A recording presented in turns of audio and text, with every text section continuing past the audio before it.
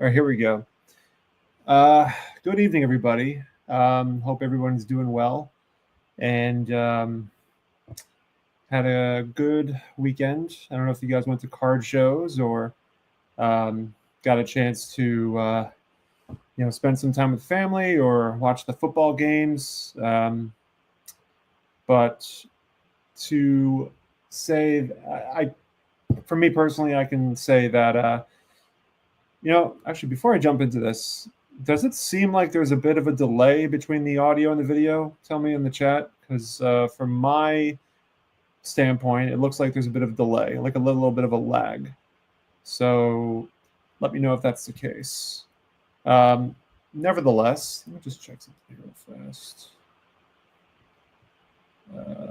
Okay. There is one.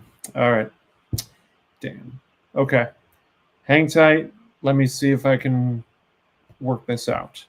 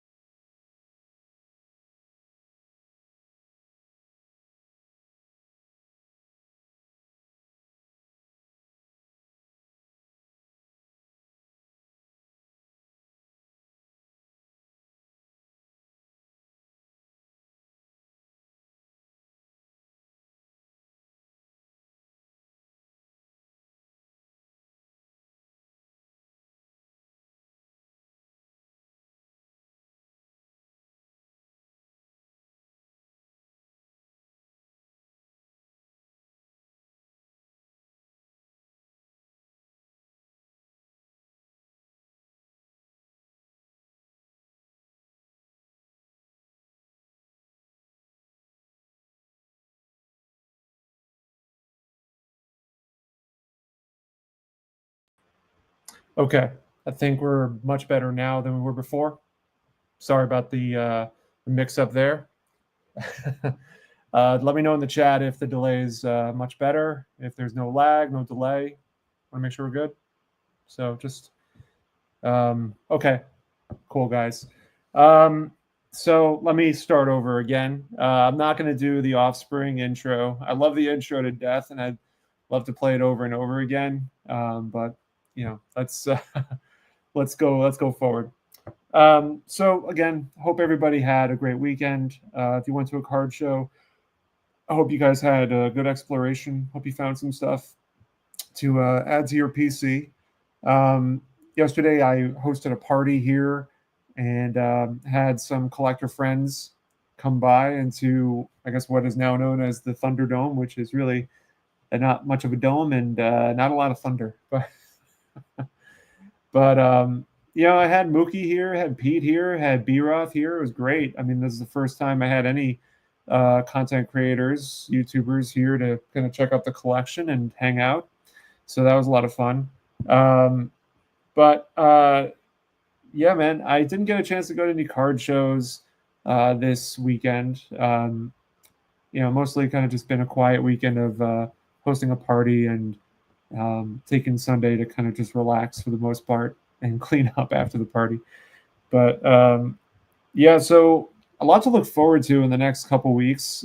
We have the White Plains show happening next weekend, or I guess on Friday, this upcoming week, starting Friday, going into the weekend.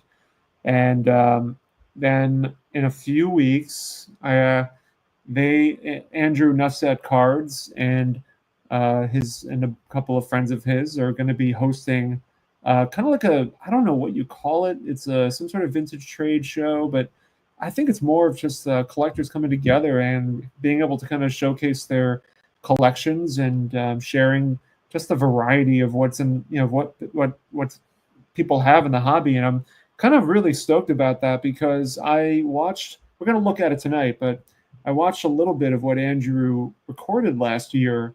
And I mean, my God, the stuff they have is just incredible. It's really hard to put into words.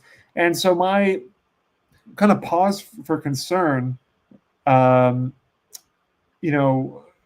was that like what sort of things are going to be would you bring to a show if you're going to, showcase your display case? And it sounded like a lot of it was like predominantly pre-war stuff. And so it's like, do I bring my 50s stuff? And I watched Andrew's video, and yeah, there's a lot of pre-war stuff, but at the same time, there was a kind of like sigh of relief. There were collectors that brought a lot of post-war stuff too. So it was it was nice to see. So actually, a couple things. We'll watch some of Andrew's video tonight. I'll do like a live commentary, kind of slip in some comments here and there about some really cool stuff.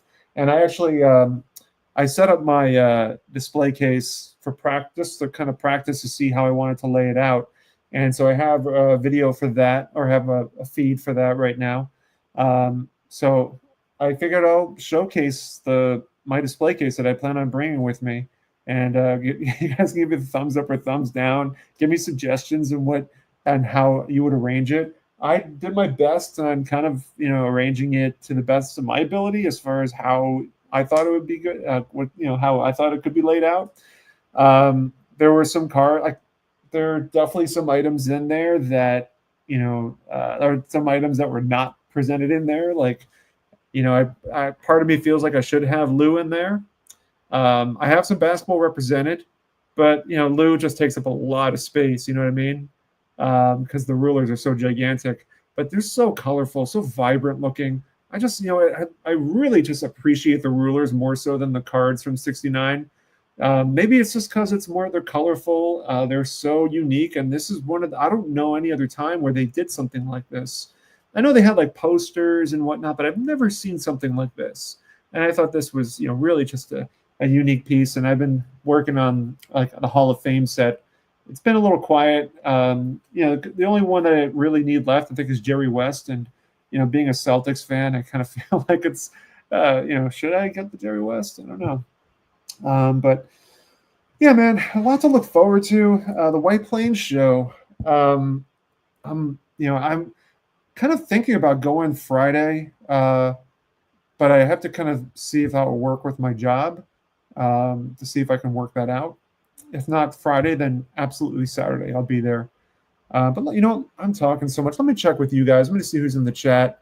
So I got to go back up a little bit. So Andrew does win the gold medal for being here first. So congrats, Andrew. He mentioned that Alex is not doing a live stream tonight.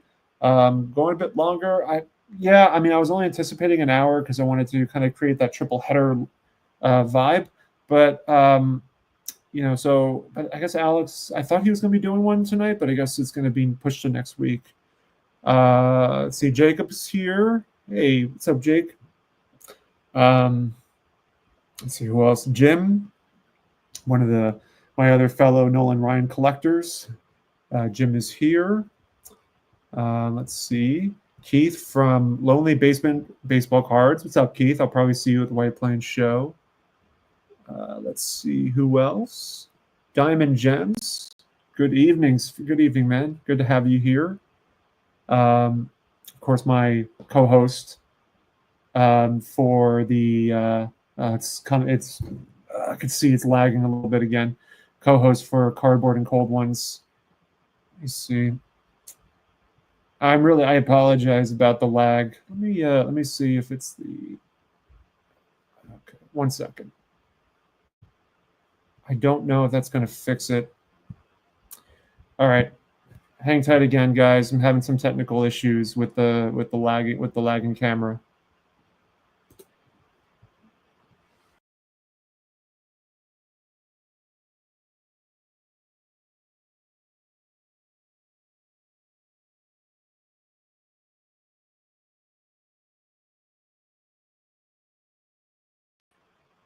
All right, that's much better.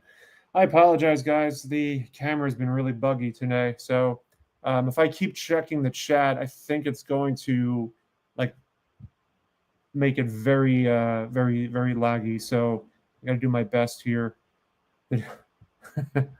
Orlando did it best. The drones got Sammy. I guess they did. So White Plains will be Friday, maybe Sunday. No Saturday for me.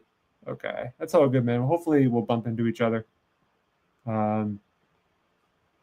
Just sorting and playing with my cards. That's up, Blue Rock. You and Jake got me watching the Elvin Hayes rulers on eBay. Dang influencers. Please don't buy anything at the show, Sammy. When you buy, I buy. You're gonna be buying the stand from me at Strongsville. Hey, Jeremy, what's up, buddy? Glad to have you here, man. Let's see, Chris is here. I'm just hopefully the camera doesn't start bugging out. Thank you, Brian. I appreciate you giving the like. And I know it's and Dom, good evening, Mr. Bazooka. That'll be showing off shortly. Hopefully I can get the camera going for everybody. But yeah, so like I said, Andrew Nuff Said Cards is hosting an event, and let me see if I can bring this up. This is from Net 54. This is all the details pertaining around it. So as you guys can see, this is on Net 54. They're talking about the third annual Vintage Trade Show and Get Together will be held on February 1st, 2025, from 11 a.m. to 5 p.m. 1757 Golf Club in Virginia. Free admission, free food, free to set up. Just bring your own case, free fun. I think the free to set up is kind of a first come, first serve sort of basis. The event has really grown over the last 2 years. We look forward to continuing this trend. This may eventually turn into a vintage and quote-unquote national if we continue the momentum. It's near the airport, tons of hotels, and good social fellowship after the show, at dinner, and beyond. Please join us. Maybe some folks who attended last year can give some testimonials and post some pics. So a bunch of people saying they're going to be there. Here's Andrew. Looking forward to get together. More details to come. And we're going to watch a little bit of his video that he posted here. Hopefully, as long as it doesn't slow down. Don showing me. You guys know Don. One of the best shows of the year. Looking forward to it. Fantastic event. Great environment. Show some cards. Get to know collectors. It's a great way to get to know a lot of other people. Fantastic event. I've been waiting to put this in my calendar. As long as Val's there with a Hugh Jennings shirt, the Earth will continue to rotate on its proper rotational axis. It would be great to set up amidst only vintage cards and memorabilia. Let's see what else. Sounds like a great event. So yeah, it's looking like it will probably be a really just an engaging event overall. So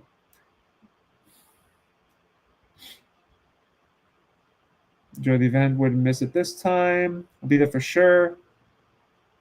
So you have a lot. Yeah, nevertheless, you have a lot of people that are going to be going to this. So definitely something to look forward to. 1 second.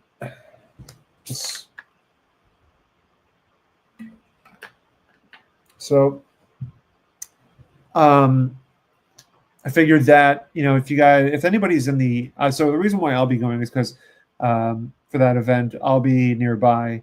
I'll be in the Maryland area over that weekend, and so I think if I remember correctly, the time frame between where I will be that weekend and where this event is happening is like a little over an hour drive. So it's a great day event for me to kind of just head over to. And so if anybody in the chat, I'd love to know if anybody plans on going to that, whether it being setting up or a spectator, a collector, or whatever it might be. It'd be cool to catch up with some people. They say you can bring, I think, max 2 display cases. I'm just going to bring 1. My collection is fairly small, and really, I only need 1 display case to kind of really show what I really want to show. But I plan on giving out the Sammy Thunder cards and really just connecting with a bunch of people, and that's really and also just seeing collections as well as kind of the focal point for it. So Keith is asking, what town is it? Was it Dulles or Dulles, Virginia? And Steel City said he's going to be there. He lives in DC, so really nearby, so perfect. So definitely come up. I'll have some Sammy Thunder cards if I haven't given you one already. So ready to dish out. So please come say hello. Hopefully, there'll be some space for me to set up my 1 display case. Let me see if I can get, without my camera freaking out on me, I'm going to try. I have another feed that I can I can pull in that will hopefully show the display case off. I can make sure it works. One sec. Let's see. Okay, perfect. Let me enter the studio. All right. Let's see. Let's see. So I'll bring it up now. Oh, I didn't do it. Why is it not working? Okay. That's good enough, I suppose. So this is the display case I plan on bringing with me to the show. The way I have it set up, I tried to kind of arrange it in a way where I thought would be a lot of fun to get a glimpse of Mathewson, Mays, Seaver, Bird, Bill Russell. I think I have everybody represented. The six, and there's no Nolan Ryan is not in there. Yeah, I left Nolan out, so maybe I should try to get one Nolan Ryan card in there, perhaps. But yeah, I'll go through this. Got the Silks, Mathewson, the schedule of the Durham Duplex Razors of Mathewson here. This one was a trade with Orlando, the Leafs Premium 49. That was the first trade night at the Four Collectors. One of my big pieces is the kind of reaching over right now is the Pinkerton, the Mathewson, the 1913, 1915 Pinkerton. You have the Connie Mack All Stars right here. So the Unger Baking Company, my REA pickup from the first, from one of my first auction pickup through REA. Got the Willie Mays San Francisco Call Bulletin card, New York Journal American card. Here's the Red Man Tobacco from 52, the 59 Bazooka Mays, and of course Tom Seaver 67 postcard on the corner. T205 Mathewson, American Caramel Mathewson, T206 Portrait Mathewson, the Venezuelan Retirado Mathewson. Of course, I had to at least have a representative of Mantle and Clemente and Aaron. So put them kind of together. Got the 54 Aaron, 56 Mantle, which is my only Mantle card, and you got the Clemente 55. So I got a little bit of basketball. The Bird Magic rookie here. Bill Russell's, I guess technically the second card. Willie Mays Venezuelan from 67. The 69 Top Super Mays. And you got the Hires Root Beer issued card. And then moving down towards the bottom, you got the Seaver rookie. We'll get to the Bazooka last. 60. What is it? 69. Yeah, Top Super Seaver. One of my favorites, Coca-Cola Test Tips of Mays. The what we have is the 54 Stahlmeyer of Mays, huge piece, and kind of going back down the corner, 52 Classic Mays. The 58 Hires Root Beer Test of Mays. Transagram Mays from 69. 54 Tops of Mays, and of course 68 Venezuelan of Seaver. And finishing it off, the last two, we have the really cool 1970 action cartridge Seaver, and of course I had to save this baby for last because this is the most recent pickup. Of course, we have the Bazooka that's finally came into possession. So yeah, Jim is right. I need to definitely need to add a Ryan in there.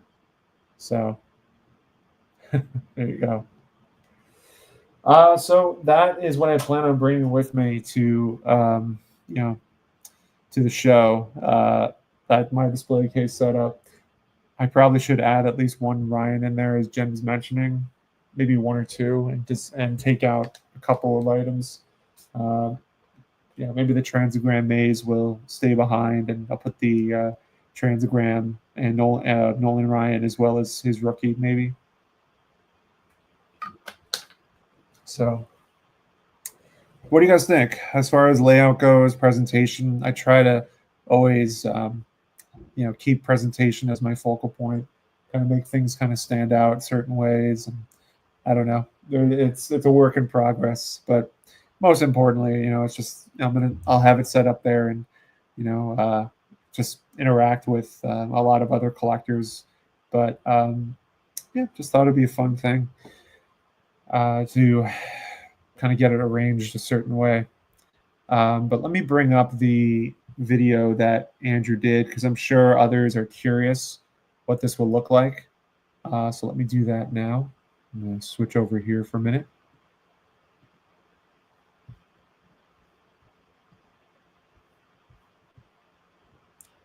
Is this not coming? There we go. So I'm going to play this.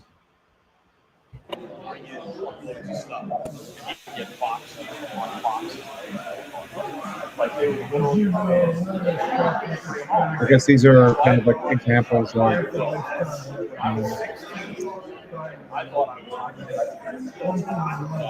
what you'll find at the show. I went to a yard sale and I bought a 1957 Mantle Barrel Yankee Power. Oh wow! No, Andrew, this is last year's. What is this? Mid-Atlantic Trade Day and Get Together. That's what it is. That's my understanding.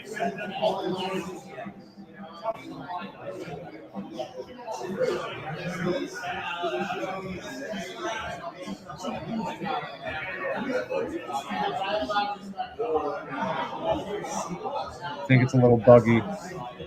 Right now, the stream is a little buggy, so I might have to let me hit stop sharing for a sec. Sorry, guys. I think my camera is just really not happy with me right now. So hang on a second, guys.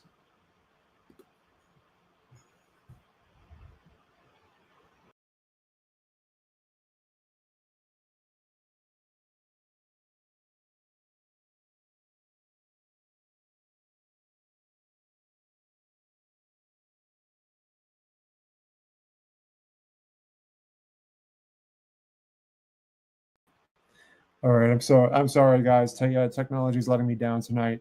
I think it's probably because I have way too many feeds going on simultaneously.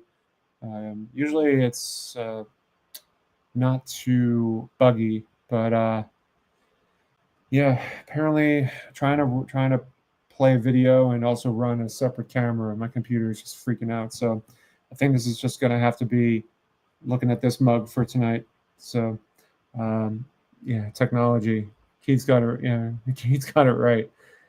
Keith is suggesting put the big Christiana standout of the case by a lot of real estate inside. When you say put a big Christiana standout on a stand, are you talking about like something like this that Drew made? Kind of set it upright on something? I assume that's what you meant.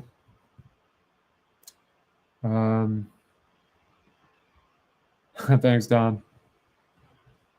Glad it's much better now. Yeah, I can't really try to bring a bunch of different screens up. So unfortunately, the processing, the memory on my computer is really having a tough time. Carlisle, like the delay was like old kung fu movies of old. Yeah, man, go back in time, watch a lot of those Bruce Lee movies. The oversized. Okay, yeah, I can consider that. I'll bring it with me, and maybe make a little more space for some other cards. Was this a question for me, Jeremy? If I collect vintage autos, or just because? If that's for me, I just collect cards. I'm not an auto person, really. It's not really my cup of tea. Hey, Warren, what's up, buddy? Glad you're here, man. So yeah, I will leave this. I'll leave the link for the video if you guys want to watch it. I'll leave the link here in the video to so you guys can check out Andrew's video. And I do encourage, definitely come check it out because it sounds. I mean, it's gonna be my first time going, but from the sound of it, from the way it sounds, it's going to be a really fun experience overall to get to know many different collectors. And I mean, I'm looking at the like where I left off in the video, and like I'm seeing Cracker Jacks. I see a Mathewson, Cobb, and Joe Jackson sitting right next to each other. I mean, it's just a thing of beauty to see those cards together. It's outside of an auction. I mean, where it's there's so few, and you just don't see that happen ever really. So. But I'm looking forward to it. But the White Plains show at this point, what's next on the agenda? What's next on the list? I don't know. There's cards that I really want, but I've never seen them in person. I've only ever seen them online. Sometimes I'll go on like Trading Card Database or PSA's website and start searching for like Willie Mays cards or vintage card prices.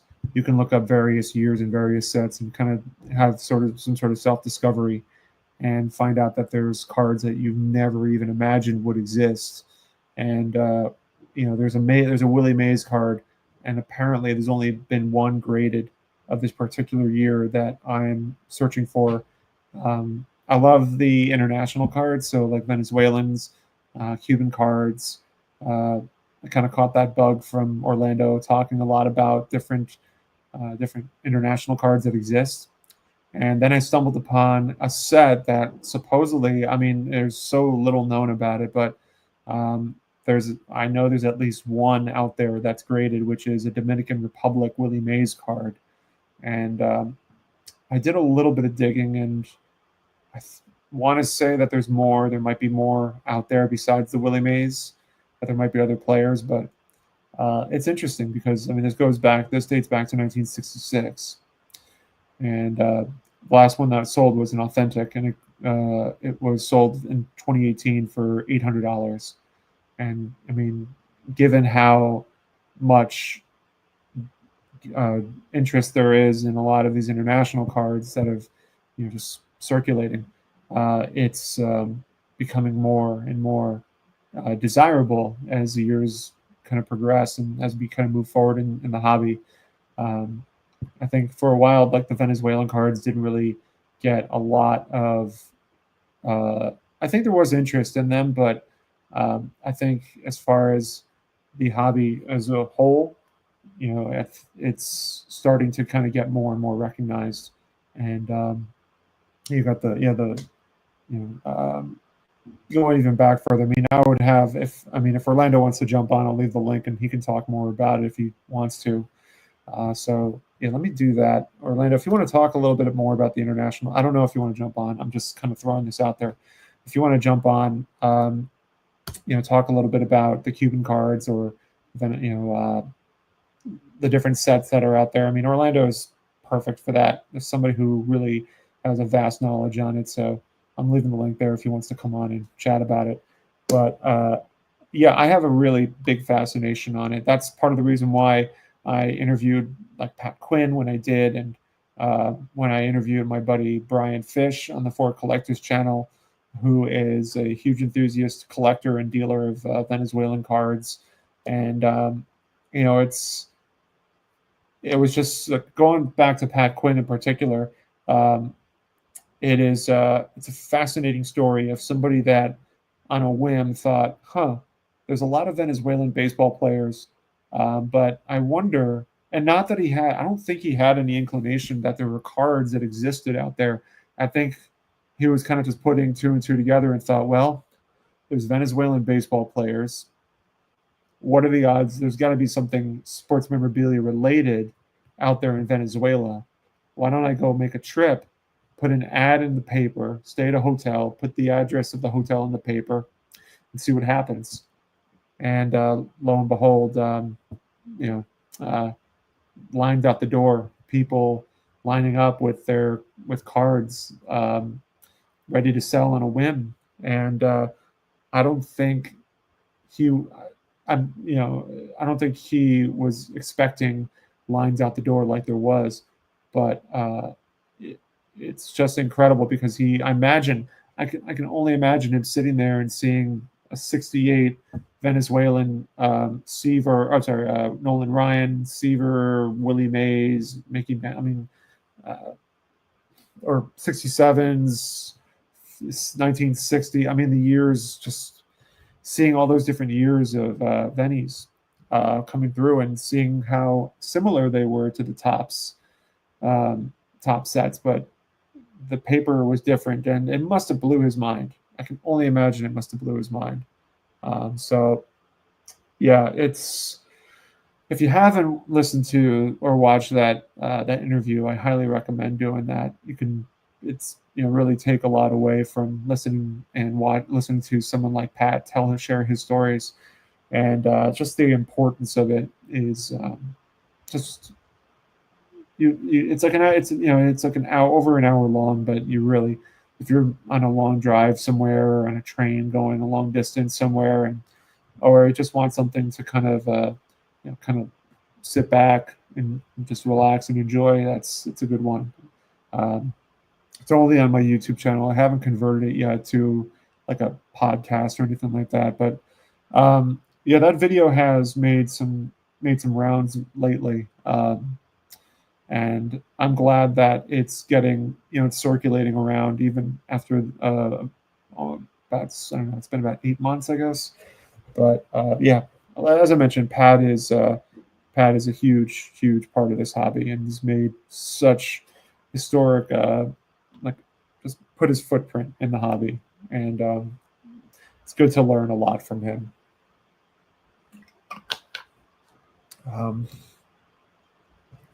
So let me see what everyone's saying. Dom made a good point on something. Let me bring it up. So Dom says, when something is that low population, it doesn't take too many people it doesn't take too many people dry up the market once they learn about them.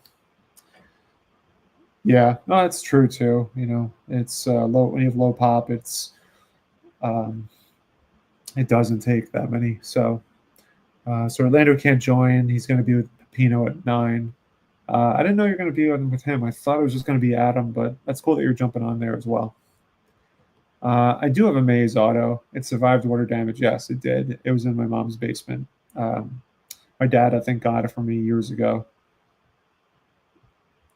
Thank you, Keith. I thought it was a good video. I thought it held up pretty well. And yeah, Orlando agrees with Dom about the low pop. So it's things like that have always piqued my interest. So like I'll pull this out. Great presentation on this Willie Mays 67 Venezuelan. As far as pop count goes, I want to say SGC has about 23 of these that exist, and most of them are probably ones. So when it comes to Venezuelan cards, depending on the player, depending on the price, there's just so many variables to this. Because of how few and far between these are, I put a lot more emphasis and importance on picking these up when the opportunity rises, and I give what's it called? I lost my train of thought. I'm a lot more flexible with condition with Venezuelans because I understand how easily these cards were damaged, and this one did suffer paper loss. But I think this one's not so much paper loss. I mean, I would never dip this in water and try to remove. I think what's happened here is that you have glue or tape or I think it was, I want to say it was glue when they put these in photo albums, but you can see that the paper is not from the card, but it's from the album that this was pasted in. And so, yes, you could potentially remove the paper from the back, but I bought this. I mean, I bought this one graded, and I would never do it. I think, the story of where this card originated from. It was in somebody's album at one point, and how it got to here is, special.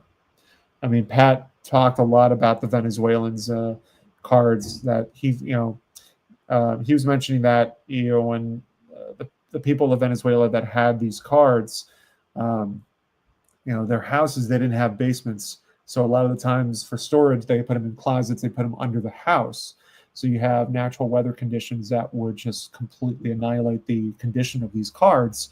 And so, I mean, this is made, the front, I think, you can kind of see stains and such, but this is normal. I mean, this is normally what you would find, and to find a really beautifully conditioned Venezuelan card is few and far between.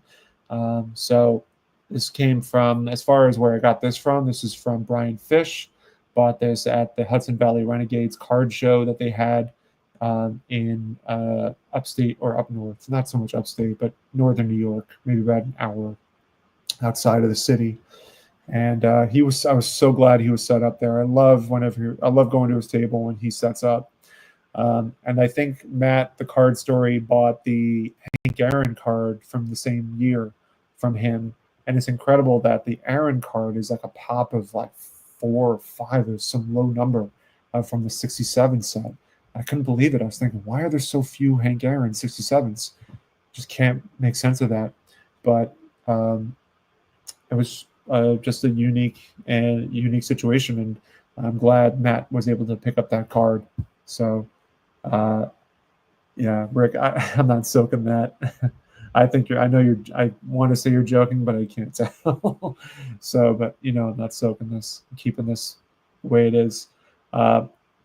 As far as preference goes for Venezuelan cards, like I mentioned, the front, I mean, given how few of these exist, I'm willing to be a lot more flexible. So the front just, to me, presents super nicely. And so I don't really mind the back being what it is.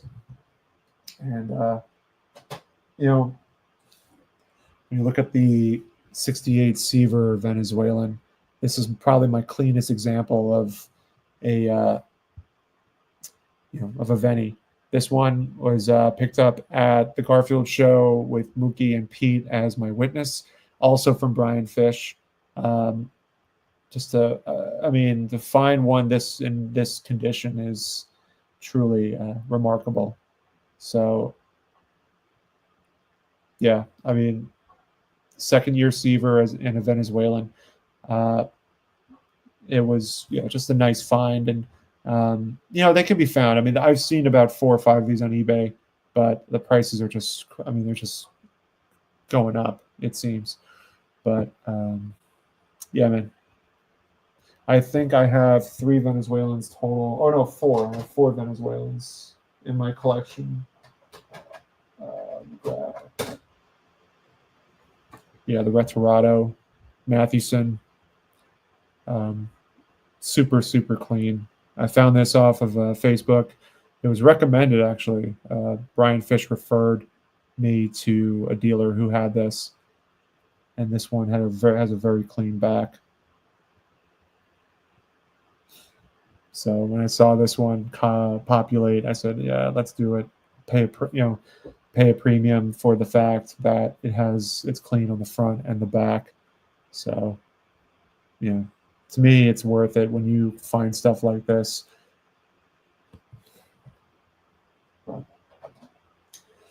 You guys, yeah, I mean, international cards are intriguing. There's definitely some other ones that exist that I definitely want to look into when it comes time for the White Plains show, the next Philly show in March, and certainly Strongsville, and definitely the National. So there's a lot of upcoming shows where these certain international cards will definitely become available. I mean, outside of Brian Fish, I know maybe if there's like a handful of people that have the Venezuelan stuff, but there's definitely like Cuban cards like Orlando has shown on his channel and in live streams that you know that are very desirable. So there you have it. Let's see what Dom is saying here. Clean back Vennies are like finding a needle in a haystack. A 5.5 like that is getting a 9 on a flagship tops. That's the Mookie rule. The Mookie rule is you double the grade for any Venezuelan card you find.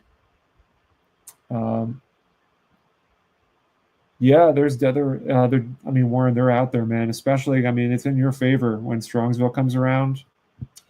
I mean, you know this because you're from the area, so. But those opportunities are going to come up perfectly for you. So a lot to look forward to for you, buddy. Orlando was saying, going back a little bit from what we were talking about, the poor quality of paper. This is definitely true. The quality of the paper was not as pristine compared to some of the tops here in the United States. But yeah. So yeah, so outside of the international cards, for me, it's always the food-based stuff as well. So like another card that I'm definitely going to look for, I saw that there was kind of what do they call that? 64, is it metal gold? I think metal gold. I saw that on the Memory Lane auction, they had one with Mantle and Maze together that sold for, I want to say like $7,000, a little over $7,000.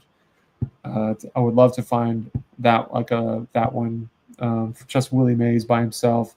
For me personally, I can really only try to go for the low grade ones. Let me double check if I have the set name right. Let me see.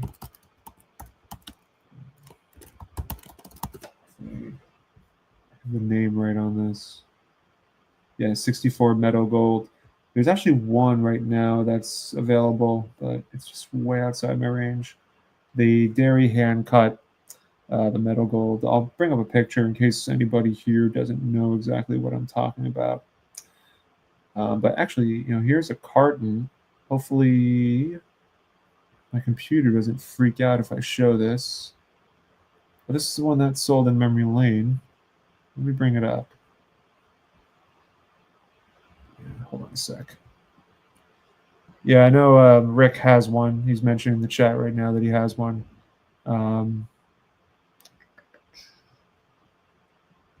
So this is the one in Memory Lane that just sold.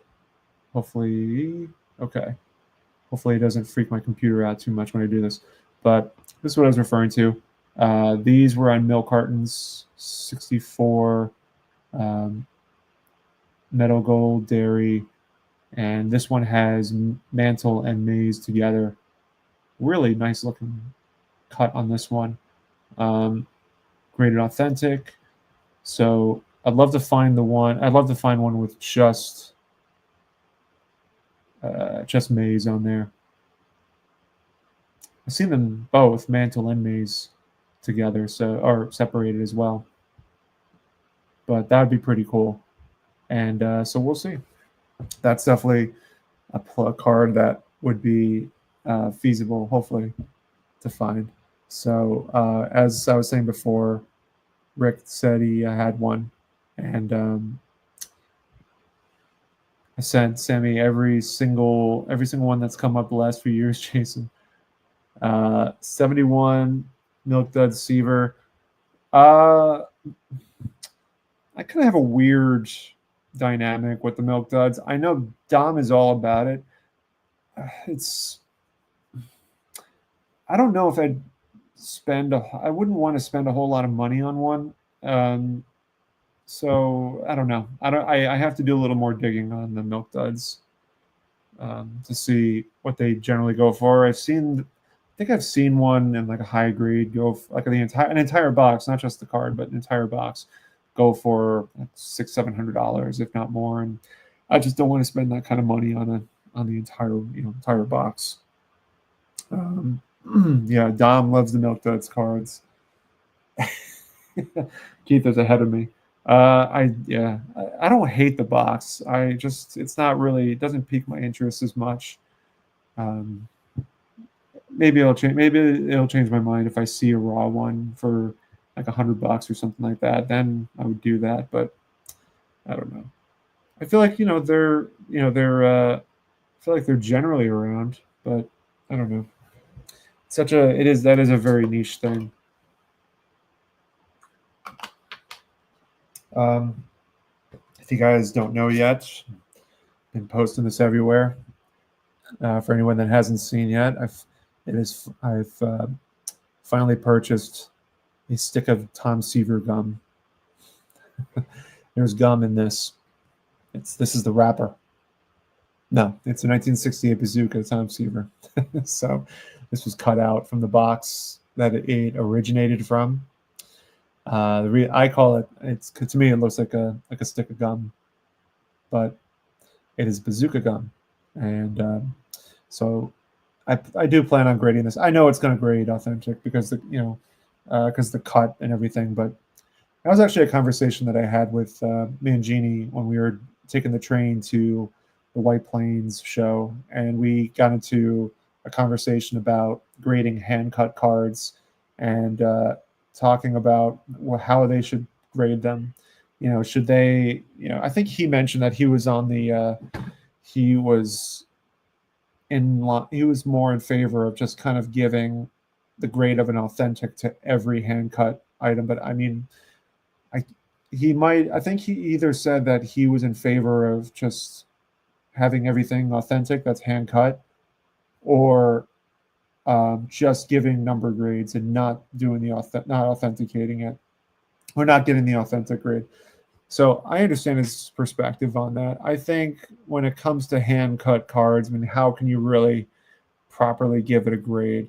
Because, it's like, I think personally, I'm in favor of just giving a grade of an authentic for hand cut items, and then letting the market decide which authentic cut is better than others, letting the buyers decide decide their condition preferences based on it. So instead of because you might have a card that was cut and it grades a 4, and then you find an authentic that looks a lot better presented, has a better presentation. So I think when it comes to grades on hand cuts, everything should just be authentic and not given number grades, and then let the collectors and the buyers, or the collectors, sellers, decide how to price it. Because obviously no two hand cut cards are going to be exactly the same. So, there's going to be another Seaver out there that's authentic, and they'll have a better cut than mine, or you can decide how, you can go by your preferences, just the same way that manufacturers would cut certain cards. You would have certain cards that would be better centered than others, and what have you. But yeah, it seems like Dom says there shouldn't be grades on hand cut, should just be authentic. What is Andrew saying? I would be fine with an A on all cards across the board, even though most might disagree. Are you talking about all cards or just hand cut cards? I think with hand cut cards, like I mentioned, just kind of give it a flat authentic, and then we decide as collectors which ones would we want when we see them, of course. You'll have two different authentic Clementes. One has a better cut than others. So just kind of keep it simple, just streamline it, not try to make it overly complicated, because then you kind of get wrapped up with the number grade, and you forget about the card. And really with hand cut cards, it's just better to kind of leave it, just kind of simplify it. I'm just trying to see what everyone's saying. The borders where the cut grade seems arbitrary. Yeah, I could see. I definitely agree with that. Tom, terrific. I agree. Hand cut cards being given the old A as how it's cut is too subjective. Yeah, just simplify it. As mentioned, have a beautifully cut card, but give it an A. Have a horribly cut card, give it an A. But at that point, I mean, collectors are not dumb. We know what we want, and let that dictate the price. If something looks well cut, I mean, the beauty is in the eye of the beholder in this case. If you have two, if I'll give you a good example. Let me pull this one up. Forget about the grade. Hopefully this shows well enough. It's kind of glaring a little bit, but let's take a look at the maze. To me, this one, the cut to me is really nice. It shows, it shows the dotted lines. I mean, these were incredibly difficult to cut. Let's talk about that. But, it shows really nice, right? And this was from the Strongsville show last year when I bought this. Bought this off of William Chappell. So William Chappell had this one. He had a raw example. The raw example had a rougher cut. And I remember the prices that he had were like $300-400 difference between the raw one and this one. And so I knew, like, just by looking at him, looking at the two, looking at this one, and looking at the raw one that he had, I knew I wanted to pay more for a better looking cut. The number grade is insignificant to me. It was more just about the way it looked, and I put a premium on if it's there. I mean, if I see a better looking cut, I'll put a premium. I will, I'll really consider the premium into consideration there. So I knew this is the one I wanted comparatively, and regardless of the grade, if it was authentic, I would have kind of given it the same look over and understanding.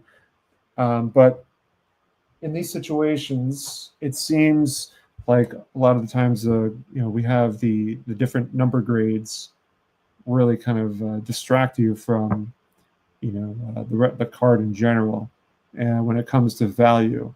And I think if you simplify the hand cut cards down to an authentic, then it really kind of levels things out a little bit. And from that point, not all authentic stuff is going to be the same price, or the range opens up a lot more, obviously, because at that point, like I said, the beauty is in the eye of the beholder, and so one authentic is going to be a lot higher price than another authentic. At least then you're able to kind of navigate that and not have to look. I wonder what a 6 goes for compared to a 4 or a 5 or 3 or whatever. Make it easy. So let me see what everyone's saying here. Let's see. Dom says the authentication should be grading's most important purpose, but the number is what drives a big chunk of the hobby. Yeah, I mean, it's true. But let's start with hand cut cards. Simplify it a little bit, make it easier. It's different. It's just different. They want their upcharges. Yeah, that's a good point too. It's a good point. IAPL seems to be the direction a lot of us are going to fight now. Yeah, I mean, we talk about this nonstop. Like Dylan, Double D, he puts a premium on good centered cards with that. It puts a premium on good centering on cards, and tries to go for the lower graded ones that have good centering, because they're out there.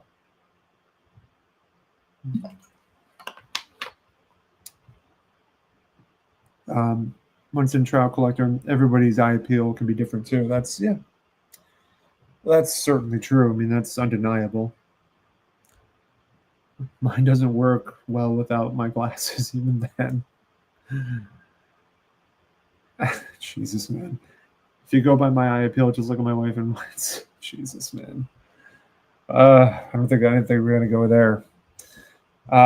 Anyway, just wanted to chat a little bit about that as far as hand cut cards. The conversation I had with Mangini, it was definitely it was definitely an enlightening conversation that I think would be good for collectors and make things easier. Because I think you're going to see, if everything was graded authentic, you'll see different sales, and then you'll never look at the grade. You'll have to only look at the card. Obviously, you can only look at the card at that point. There's no choice. And when people try to comp this authentic versus that authentic, you're going to be going by what the card looks like. So it simplifies things. Let's see. Jock says, I'm at the point in my collection where I'd rather just have the card. Yeah, it's pretty straightforward and simple. Like a 52 Jackie, just missing a top 25. And like what Dom said here, beauty is in the eye appeal of the holder. Truer words have never been said. So thank you, Dom. Appreciate that. Jay Cook saying he's looking to pick up some T204 Ramleys. I don't know enough about the Ramleys. I've seen them, but I don't know enough about that set. But I'm sure those, finding those cards, you'd probably have a great chance finding them at the White Plains, some of the bigger shows. I don't know where you're from, Jay Cook, but like what area you're in. But I'd imagine that sort of thing is going to be found at some of the bigger shows. Mookie, what's up, buddy? Start over? No, I can't, man. I can't do that. I can't. If I do that, I'm gonna wake everybody up with Offspring. So I mentioned earlier, man. Mookie was here at the Thunderdome, as you can see, and hanging out with his buddy Pete and with B Roth. I was hosting a party last night, so got a chance to hang out. So that was cool. And Mookie got some cool stuff from B Roth, which I'm sure he'll share on his channel. So good to have you here, Mook. Let's take a look. Let's see what else is there. Really enjoying this pickup I got off of eBay. Tom Seaver action cartridge. Keeping my eye out on this for a while, and then I saw it on eBay, and I'm like, we're going to definitely pick this up. Got the nice checklist on the back of all the different players, but it's not focusing. There it is. All you'd have to buy with this is buying the viewer. So you take the cartridge and play it through the 8mm film, play it through the viewer, and you can learn how to pitch from the stretch, kick and stride, holding runners and base, grips for pitching, and learn about his fastball, curve, and changeup. And there's a cool little coaching guide inside. This is what the viewer, I think, looks like right here. I saw that there was one going for like $15, or might have been starting prices at 15. I don't know where it's at now. Yeah. Pretty cool. One of the other Seaver items that I see that's on eBay is a 72 stamp, the Venny stamp. And those are just so. I mean, it's like, I think it's going for like $4,000 or something like that. Some big number. I never see those. Never see the stamps for sale. I did see one. I saw Brian Fish had a Venny stamp he sold to Howard Chasser. I think Howard has one. I don't know if he sold it yet, but he definitely has one. The Nolan Ryan, not the Seaver. The Nolan Ryan is a big card, really big card. I don't know if you guys have seen that. Those Venny stamps from '72, but they're super cool. They have that the arch like the Topps has, but it's much a more simplified design. So let's see what people are saying. I might have a viewer in the basement of the school I work at, Sammy. That's pretty cool. I'll have to find a cartridge that's already been opened to play it, but I can't open the one I have now. Pre-war dreams, is there a good amount of raw cards at Strongsville going for Maiden Voyage? Yeah, without a doubt, man. There's a lot of good stuff. A lot of good what do they look like, bargain bin boxes as well. So you can definitely really really go ham on that. So these cartridges don't pop up too often. Would love to find the Brock, Crew, or Davis down the line. I saw the Brock is available if you're interested, Dom. There is one on eBay right now. I think I saw it. What's up, Mark? How's it going, buddy? Good to have you here, man. Mookie does not create pinholes. No, he does not. He collects them. So he's just answering lots of raw. Hey, Don. Good to have you, buddy.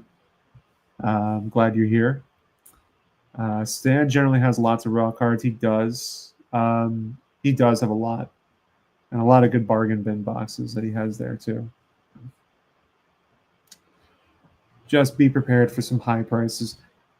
Yeah, that's the battlefield that we have to try to work with. I got the Red Sox set from '72. That's wild, man. I'm not surprised. I mean, Mark, your collection is just absolutely magnificent. Oh, they're stickers, that's right, they're stickers, not stamps. Movies should create pinholes for future movies. I'm looking forward to Strongsville as well, Jim. And it should be a good time. I'll be driving with B-Roth. And potentially, I don't know, Mookie and Pete. I don't know how this is going to work, but potential. Let's see. 150 for the Brock sealed box. Yeah, that's something you should jump on, Dom. It's a good opportunity. That Brock's a little high. All right, maybe not then. Let's see. On eBay. Yeah. Pre-war, I was looking for 56s. Plenty to choose from. Just had a hard time negotiating prices. Are you building the set, Craig? Is that your thing? You're building the 56 right now? Mike, I haven't seen Dan's video yet. I plan on doing so definitely either today or tonight or tomorrow. But I saw that he did a video on it yesterday. Ash always takes all my money in Strongsville. That's generally the case with a lot of us here. He has stuff that I think he definitely prepares to bring to Strongsville and the National because he knows a lot of the YouTube guys are going to just jump right in. Bring back the cork board. He does. Yeah, Mookie does have that cork board ready to go. So, yeah, man. Let's see. What else do I have to show? I mean, you guys have seen a lot of the stuff already. But let's see. Most recent Philly show pickup. Willie Mays, Redman Tobacco. What stood out to me was really just how nice and sharp this card was. I mean, these are, I guess, and with the tab as well. These are tough to find in this condition. So I definitely put an emphasis on taking my time on this one. I don't know what it is about these cards, like when they're without the tab, it just feels empty.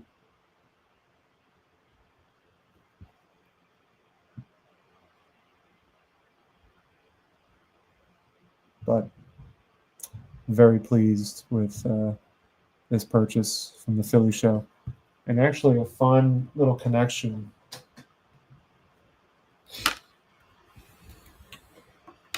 These two cards have something in common.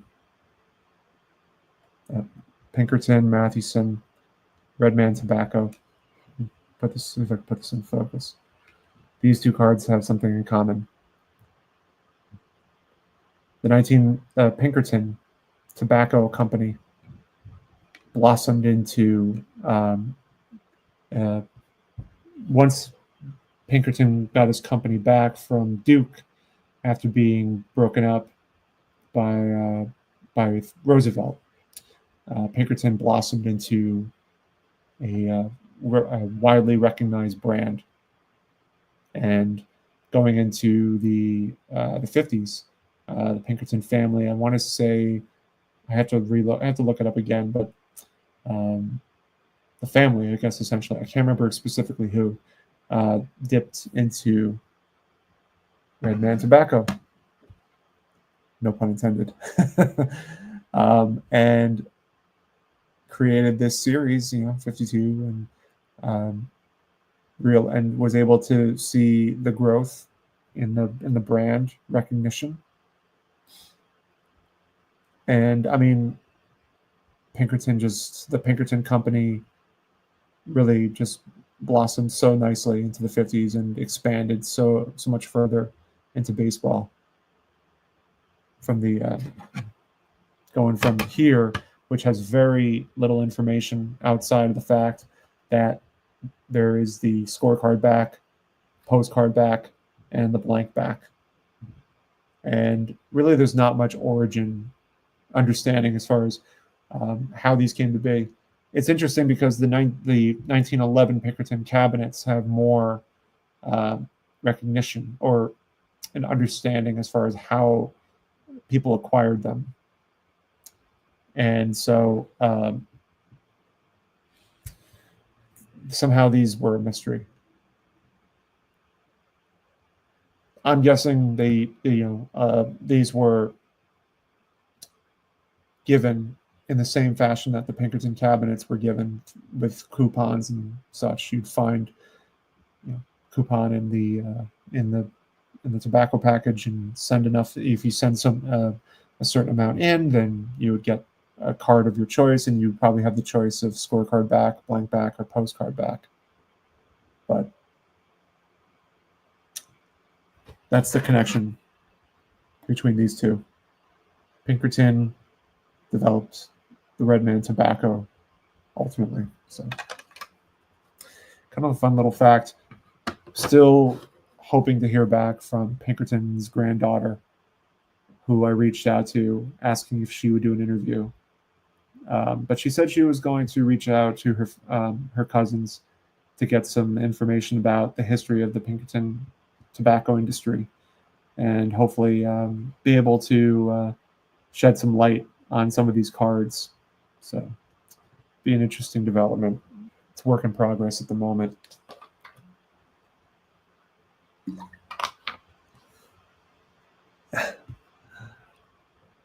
Very observant. Yes, they're both PSA. They're not both owned by me, but close. They're, as I just mentioned. What's up, man? Good to have you here, buddy. CRT Sports Cards, if you haven't seen his channel, absolutely remarkable collection of T206 items and full sleeves of best representing pre-war and T206. It's out of this world.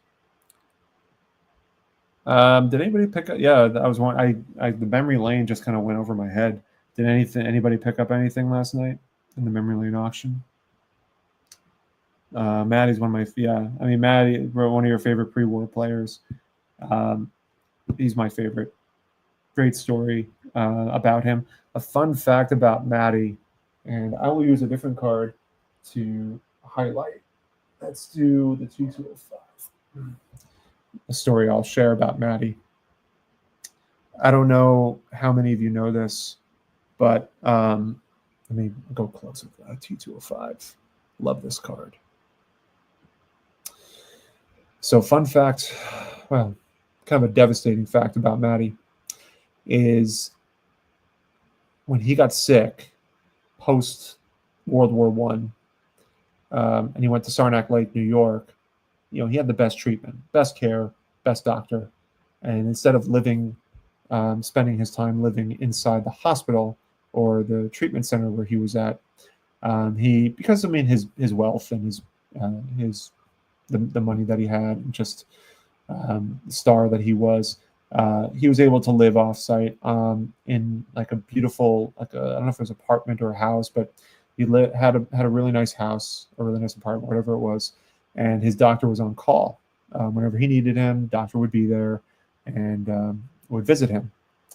And so, Maddie spent arguably, what is it, about a year and a half or of time um, getting better. His doctor was there to help him throughout the course of his treatment, and they say that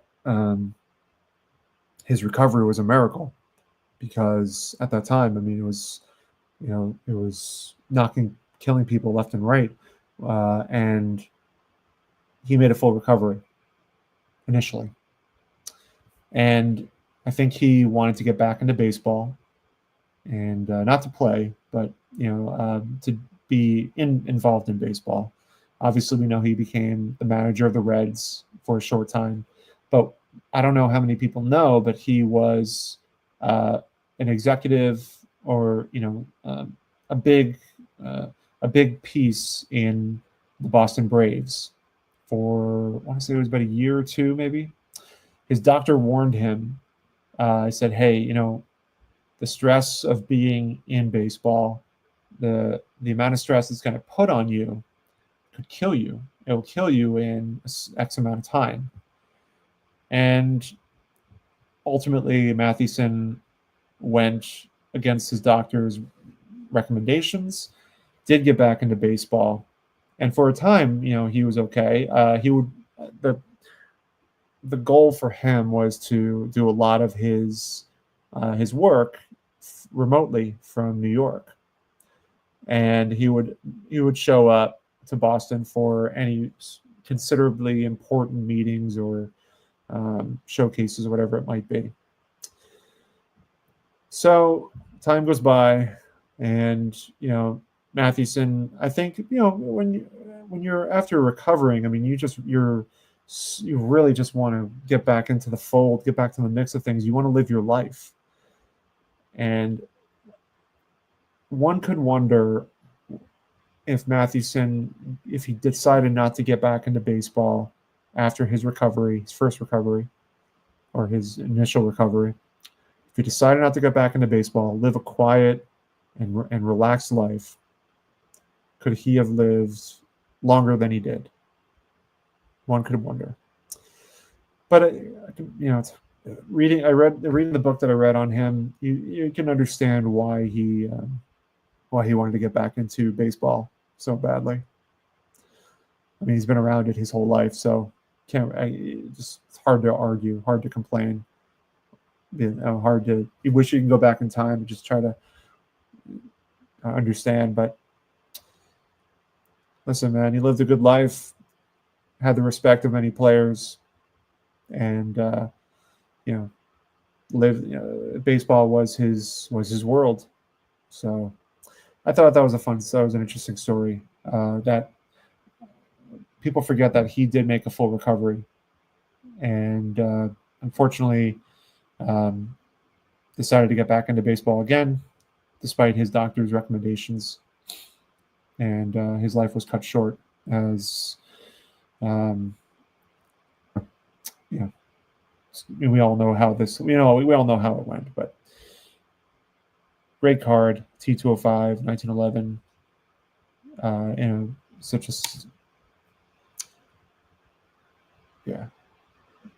another beautiful piece to have in my collection.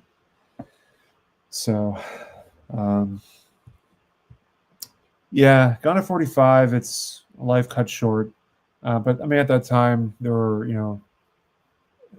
there was a lot of diseases were just going around, and unfortunately, it got him. When am I going to get my maze tattoo? Good question. I was thinking about talking to Chris about that, because the tattoos he has are just incredible. Need to know the artist that he went to, but eventually we'll have to think of something. Let's talk about some of the food items Talked a little bit about the Meadow Gold Dairy 64. I can't go a live stream without showcasing the Coca-Cola.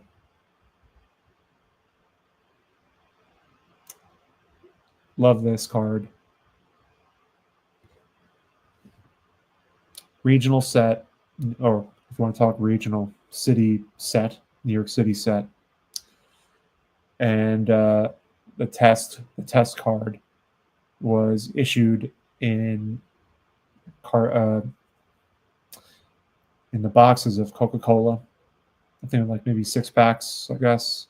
And you would get this card or get the Phil Rizzuto. There were 3 different Phil Rizzuto cards, and then there was one Willie Mays card.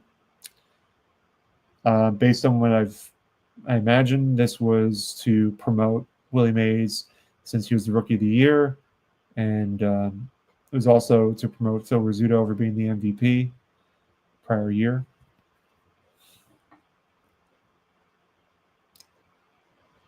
I think it's the cut of the card or the way that this was designed, the aesthetics of it, just the way it's kind of arranged and cut so oddly is what really makes me appreciate it more. I love the Willie Mays holding a bottle of Coke in the forefront, and then in the back you can see what I'm thinking is the Polo Grounds. Great dimensions on it too. Whoever designed this, whoever was the artist behind putting this together, was an absolute genius. I mean, as collectors now, it's something that I appreciate. And I might add one more Coca-Cola card to this set, or to this to my collection. There is a 1952 Bobby Thompson card that I may want to add. My grandfather's favorite player was Bobby Thompson, and there's one with him on the Giants from that set. Let me bring it up. I'll show it to you guys. There's one on eBay right now. I don't mind showing it. 52.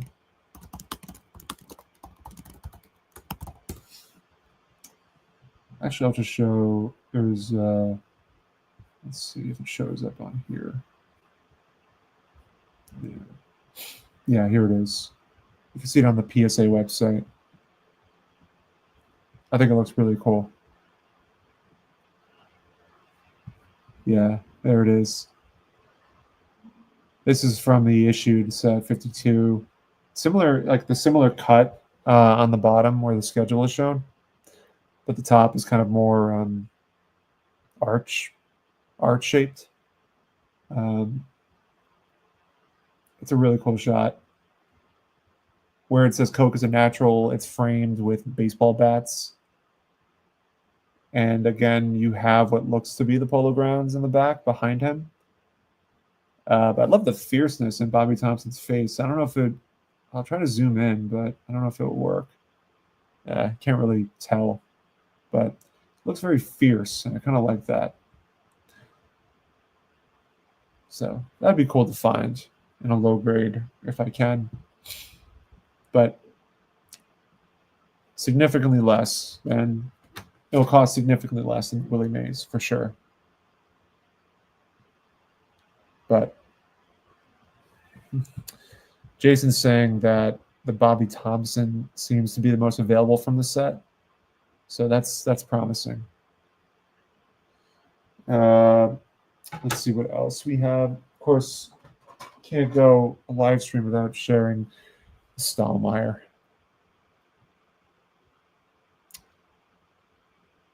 '54 Stahlmeyer.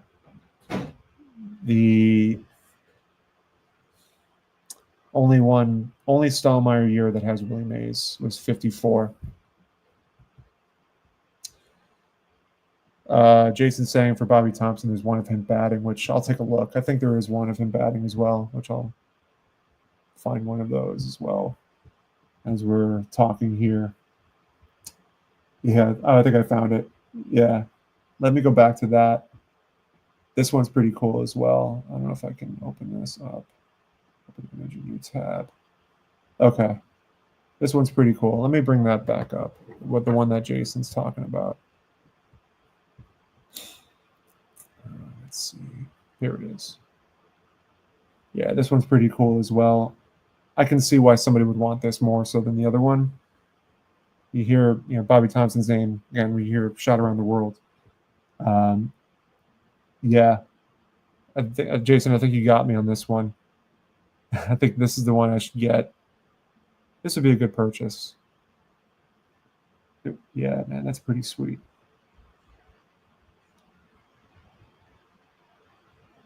That would go nicely with the maze. That would go really nicely. Yeah. But going back to the Stahlmeyer.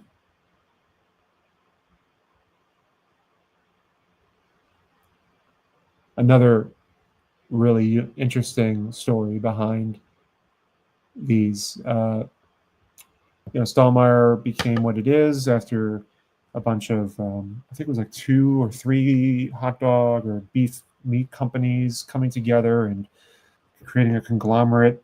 And I mean, there's a whole backstory to it that dates back to the 1800s, and a bunch of these companies coming together ultimately and creating what was known as Stahlmeyer. And fast forward to the 50s, Stahlmeyer, let's kind of hold this up. Stahlmeyer became the brand for the hot dog brand, the sponsored brand of hot dogs for the Dodgers, the Yankees, and the Giants. So you go to a game, you are getting a Stahlmeyer hot dog if you buy one. And you would find these cards in the packaging of Stahlmeyer hot dogs at supermarkets when you go. So it's not unusual to find them in such rough shape. You'd find them stained and damaged a lot of the times. This one doesn't have significant damage, but I mean, it has wrinkles and stuff. But this but it was known for being pretty rough because a lot of them again were packaged in with the hot dogs. So I'd imagine, again, if you're going hot dogs, frozen food section, you buy the package. But there was one, there was like a 9, like a PSA or SGC 9 that exists because it must have come directly from the factory and was never packaged into hot dogs. And it's a big card. Let's see. Can't remember if you have the Hires root beer. I do. I have both. I have the test issued Hires root beer without the tab. The one with the tab, I can't afford if I were to find one. They're so expensive. But without a tab is definitely far more reasonable comparatively. So I have that, and I do have the issued one. This one came from Ash. Originally, I was not planning on buying this one. I was happy with having the test issue. I thought that was going to be enough, but then I thought you can't have one without the other.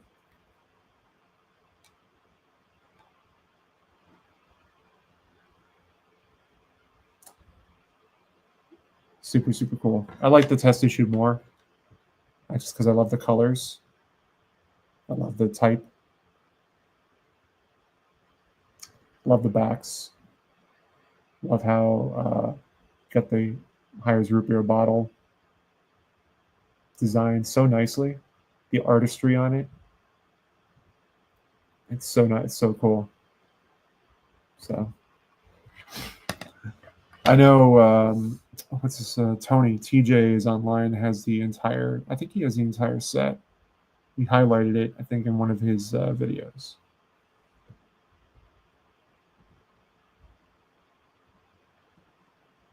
You need to add one from Brooklyn and from New York and Brooklyn. Are you talking about like to get You're going back to the Coca-Cola cards, or are we talking about the Stahlmeyers? Not sure. Let me know. Let me know what you meant. Such a great set was supposed to be the 56 Bowman design. Are you talking about this was supposed to be 56 Bowman?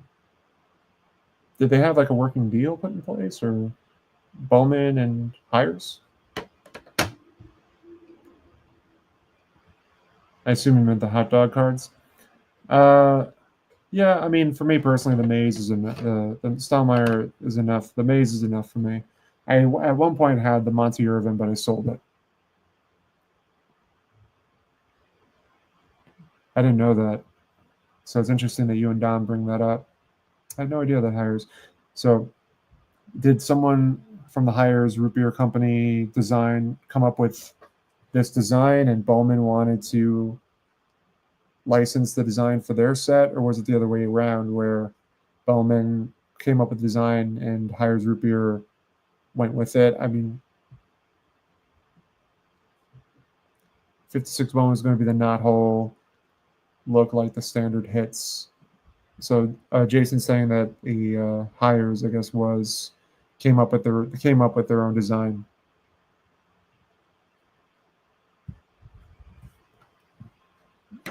So, pretty cool stuff, man. We've gone about an hour and a half, or about an hour and 28 minutes in. I'm trying to think if there's anything else to share that's coming up. Let me see. Maybe I can. And my computer seems to be in a much better shape now. Let me see if I can bring more up. The show that's coming up in Dulles, Virginia. The showcase, the Mid Atlantic Trade Day and get together, where collectors are going to be hanging out, showing their collections. I didn't want to leave you guys hanging, so I'm going to give this another shot and see if hopefully it doesn't lag. So let me bring this up, and we'll finish on that note. I think that would be a good way to finish. All right, let's try this again. One is driven over by a tank in the mud. That's a one. And that's a one? That's the same thing? It's ridiculous. Fortunately, the hobby's going more to ideal, things like that, which makes sense. Well, collectors are more discerning collectors. This is crazy, man. If you're spending a ton of money, insane. you're making your own judgments. Favorite ones will always be. That's what I was talking about. Just the incredible pieces that people have in their collections, and they're bringing it within the showcase. Someone actually appreciated it over the course of Unbelievable. Yeah. I mean, where Like we all did. do I begin with this? It's 5. Real.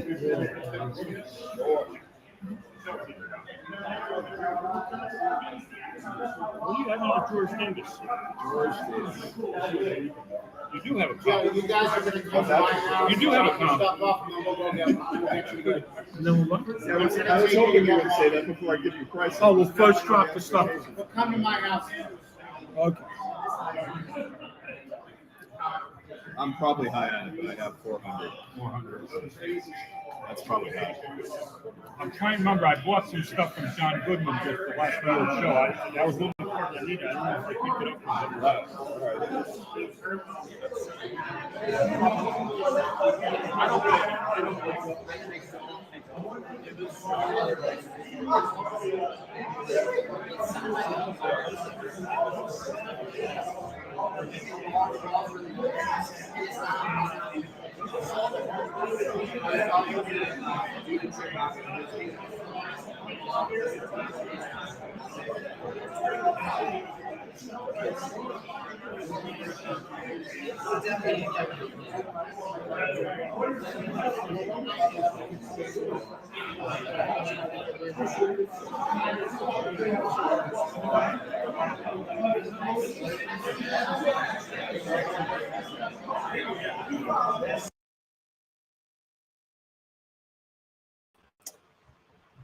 All right, I gave it a shot, but unfortunately, it's really lagging again. Hang tight, guys. Let me try to reload this, and we'll.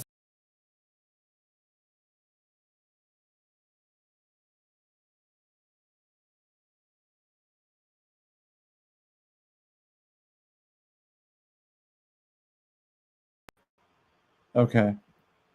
All right. So, yeah, I'm sorry, guys. I tried to do my best with. I thought it'd be a lot better, but I guess it's kind of lagging a lot more.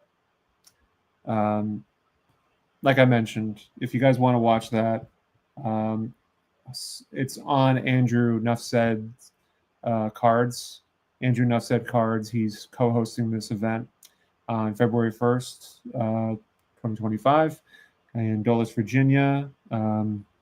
Let me see if I can bring up. I'm not going to bring it up because it will slow my computer down. But it's on February 1st, 2025, 11 a.m. to 5 p.m. at the 1757 Golf Club in Dulles, Virginia. Definitely worth checking out if you're in the area. It's a great way to kind of just meet different collectors and get to know people. It's my first time going, and from the video, it looks really promising and just a great opportunity again to see some great collections and meet people. But yeah, I think we can finish off on that note, guys. Again, you know, at the end, I'll be going to the White Plains show. I'll have footage for you guys of the entire show. Hopefully, it's either going to be Friday or Saturday, depending on which day I go. And we'll see what happens as far as pickups go. I'm kind of going in with open eyes.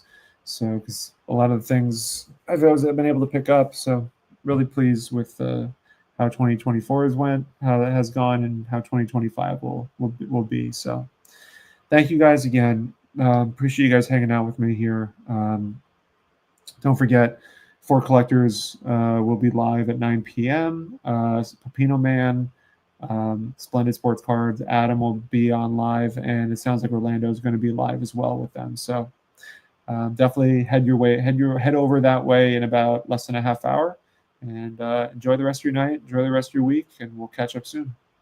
Take care, everybody.